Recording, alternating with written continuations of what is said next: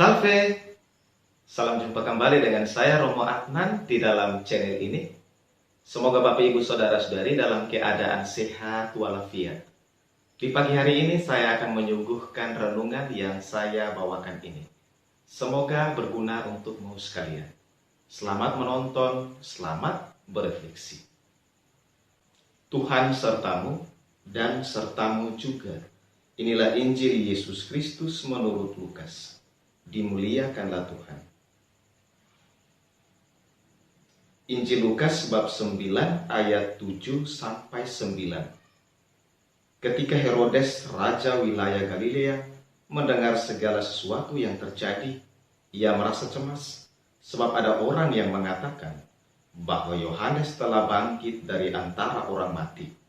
Ada lagi yang mengatakan bahwa Elia telah muncul kembali, dan ada pula yang mengatakan bahwa seorang dari nabi-nabi zaman dahulu telah bangkit. Tetapi Herodes berkata, Yohanes telah kupenggal kepalanya. Siapa gerangan dia ini yang kabarnya melakukan hal-hal besar itu? Lalu ia berusaha untuk dapat bertemu dengan Yesus. Demikianlah Injil Tuhan, terpujilah Kristus. Bapak Ibu Saudara-saudari yang terkasih di dalam Kristus, panggilan dan perutusan untuk melayani memiliki risiko. Di medan pelayanan, tentu saja kita akan menghadapi orang dengan latar belakang yang berbeda-beda. Di dalam pelayanan, pasti ada tantangan dan penolakan. Pelayanan bisa saja membawa kita pada penderitaan karena kita ditolak.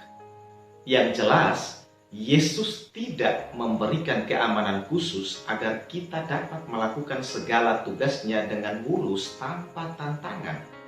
Yesus tahu bahwa para muridnya yang telah dia utus akan menghadapi banyak masalah. Para murid akan menghadapi orang-orang yang menderita berbagai penyakit, orang-orang yang dikuasai oleh roh-roh jahat, dan orang-orang yang mungkin menolak pemberitaan mereka. Yesus tahu bahwa di medan pelayanan begitu berat. Maka Yesus memberikan kepada para muridnya kuasa dan tenaga.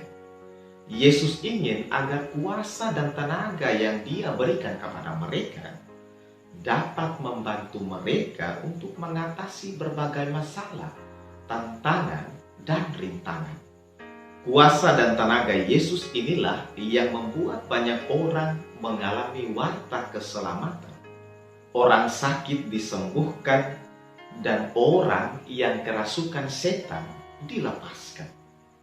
Berita ini tersebar ke segala wilayah dengan begitu cepat, bahkan sampai ke telinga Herodes, sebagaimana dikisahkan dalam Injil pada hari ini.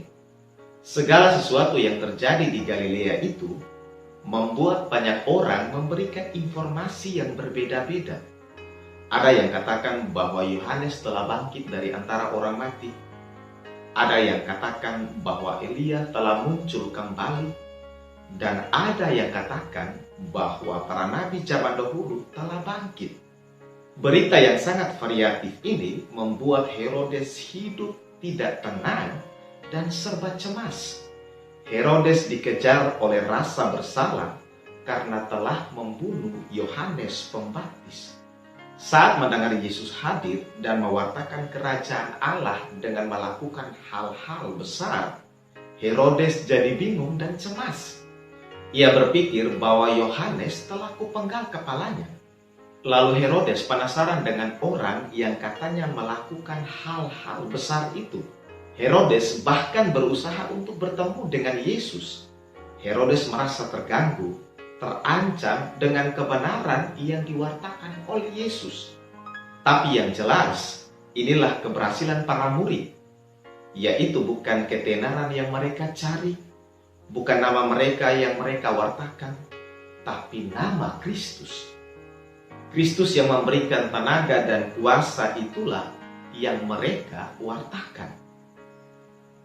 Bapak Ibu Saudara-saudari yang terkasih di dalam Kristus, dalam hidup ini ada orang yang mudah cemas. Orang cemas Biasanya ucapan orang yang kurang enak akan dipikir terus, serba tidak tenang, makan tidak enak, tidur tidak nyenyak, dan bahkan kerja tidak bisa konsentrasi.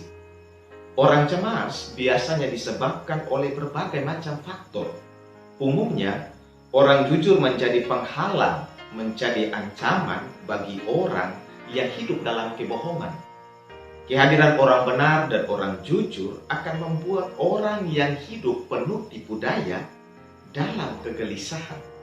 Kecemasan biasanya muncul ketika orang berbuat salah atau dosa, dan kini ia mulai dikejar-kejar oleh suara hatinya.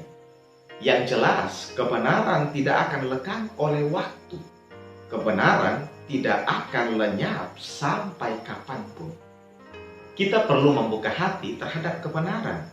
Kita perlu bersahabat dengan kebenaran. Kita perlu hidup di dalam kebenaran. Orang yang hidup dalam kebenaran, hidupnya akan tentram, tenang, dan bahagia. Sebaliknya, orang yang hidup dalam ketidakbenaran, hidupnya serba tidak tenang dan serba cemas.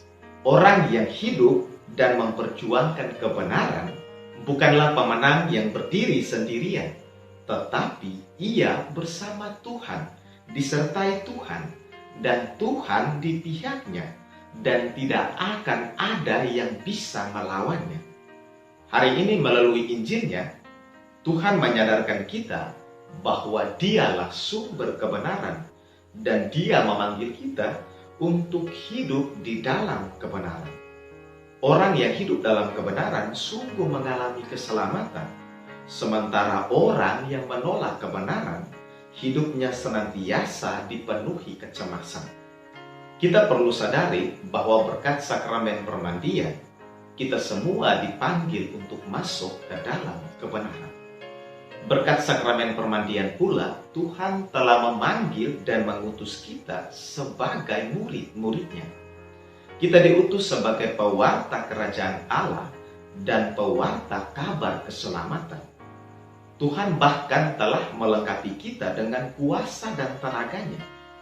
Sadarilah bahwa dalam diri kita ada kuasa dan tenaga Kristus. Kita perlu menggunakan kuasa dan tenaga tersebut di dalam melayani sesama dengan penuh kasih.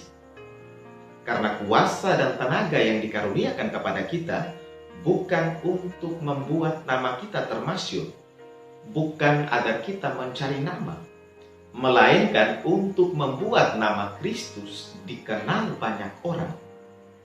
Singkatnya, kuasa dan tenaga yang Kristus berikan kepada kita bertujuan untuk memuliakan nama Tuhan. Marilah kita memohon rahmat Tuhan agar kita semakin memuliakan nama Tuhan di tempat kerja kita masing-masing. Amin. Selamat pagi dan selamat berkarya. Salve. Tuhan memberkatimu sekalian. Bapak, Ibu, Saudara-saudari yang terkasih, terima kasih sudah menonton video ini. Jika suka dengan video ini, silakan like, komen, subscribe, dan bagikan juga dengan teman-teman kalian.